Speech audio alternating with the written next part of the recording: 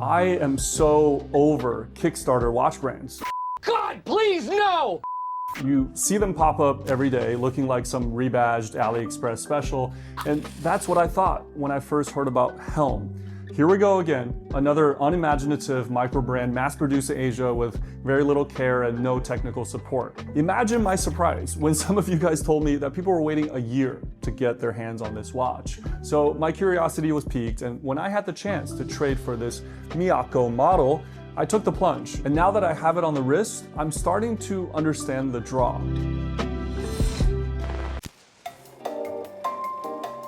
So I almost didn't make this video. See, we've recently gotten a flurry of these weird comments every time I review a smaller brand. Comments like, how much are you getting paid for this? Or is this an advertisement? And by far this is less than like 3% of the comments, but still, we read them and it makes us scratch our head a little bit. So when I looked at this helm, I thought, why bother? People are gonna say the same thing. But instead, in typical Max fashion, I'm gonna wade into the storm. So give me a couple minutes and I'm gonna give you sort of like a PSA, behind the curtains on how it works at Anachronist, how we get our watches, and how much we get paid for them.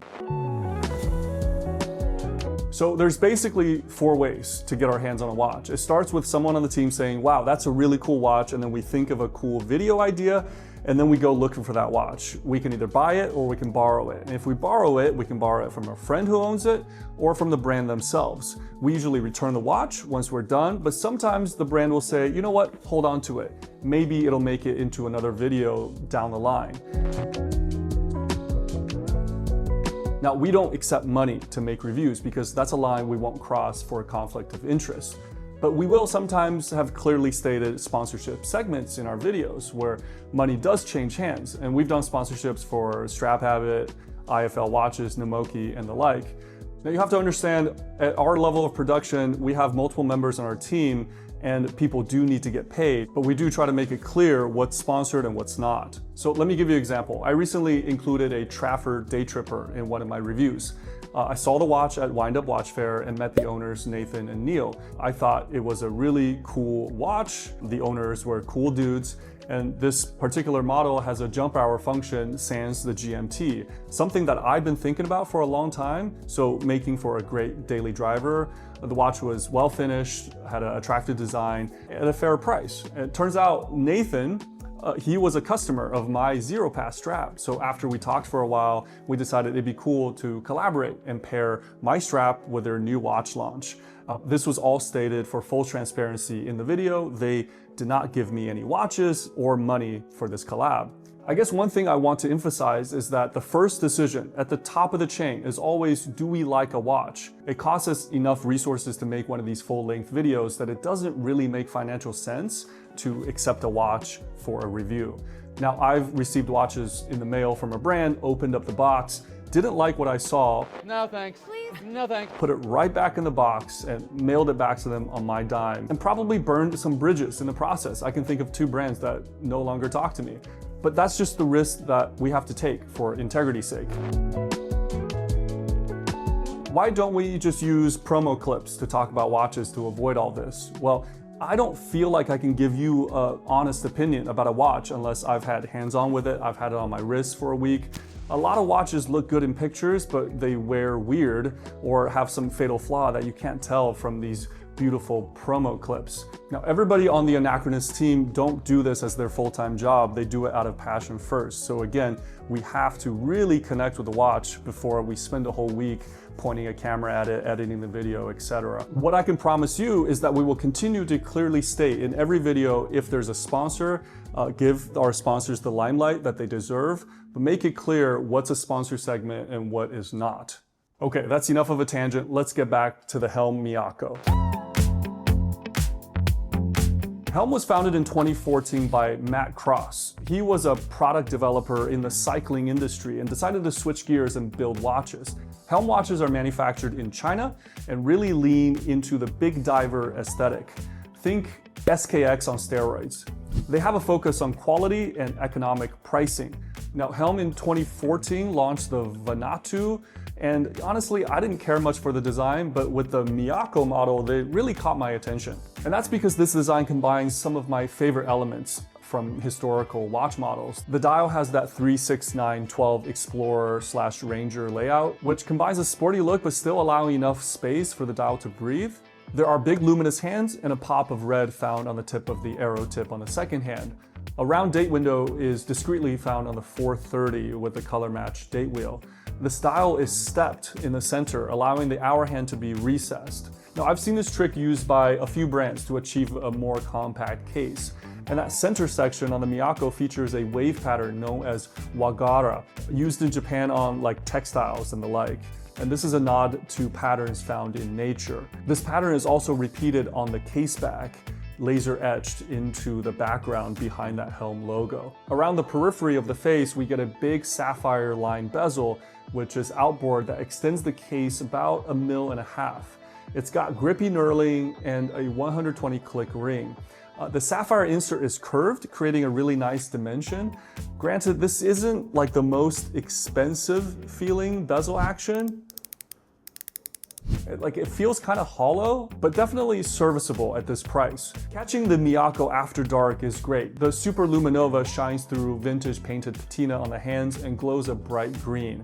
Now, I have a 6.5-inch wrist, so I'm usually very wary of big watches. But the case of the Makco is really well produced. Like I said, shaped kind of like a Seiko. Not counting the bezel, the case measures 40 millimeters wide with a compact 47 lug to lug and a height of 13.75, helped by a flat sapphire with AR. It's got 22 between the lugs, and the whole package sits flat on the wrist with plenty of presence, but it's not overwhelming and the lugs don't overhang. The case is also really well finished. I would say a step above Seiko 5, but a hair below like Longines. The case has sculpted lugs that is brushed on top, whereas the sides of the case are polished. The lugs are drilled, making strap changes easier.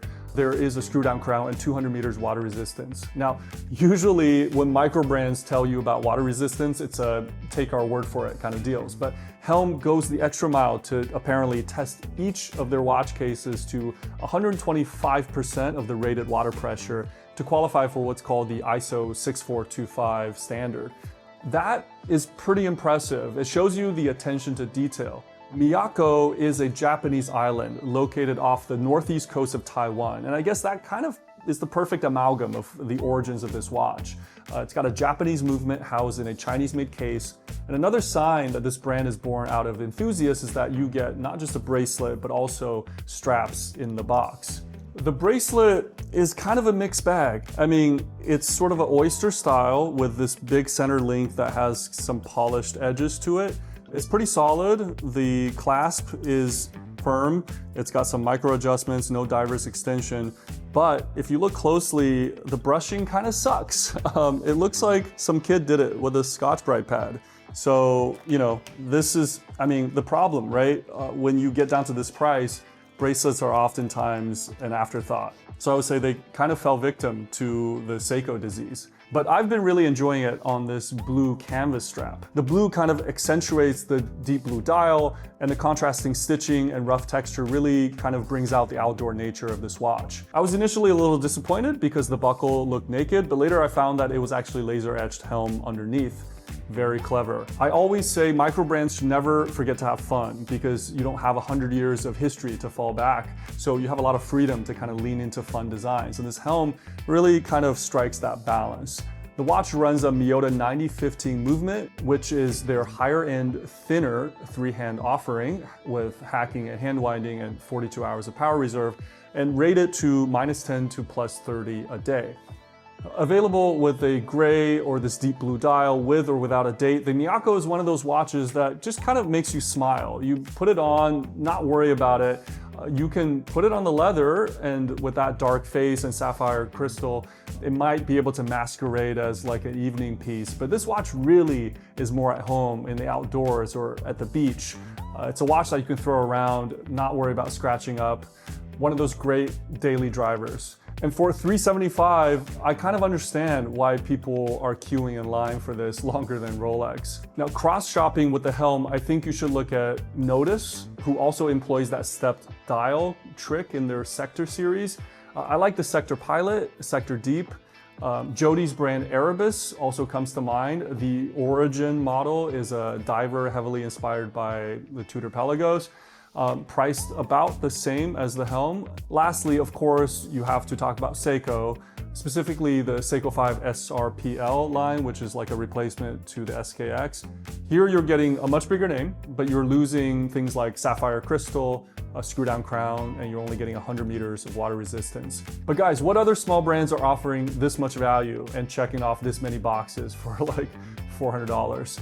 Come share your opinions with us on our Discord. The invite is in the description. And if you think this was an ad for Helm, then I can't help you. We're probably not gonna be friends. All right, take care.